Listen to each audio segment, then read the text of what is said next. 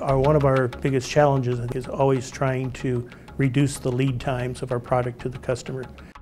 I'm Doug Hansen, Director of IT Application Development. I manage the IFS Implementation Support Team for Valmont.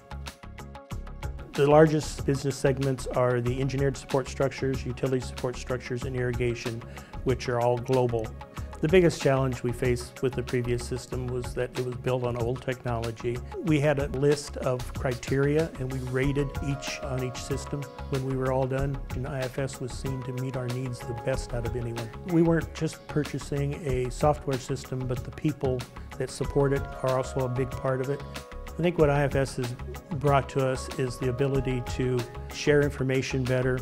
We have much better visibility of data today than what we used to have. IFS allows us to be more agile, being able to pass all the information from all sites, have it in one place for everyone to be able to see. Using our old legacy system, get updates at best maybe twice a day, but today now you have instant updates to meet those customer demands as they change.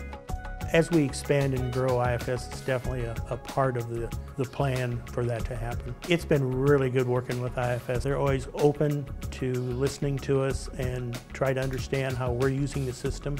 We've got a good relationship, and I would call it really a true partnership.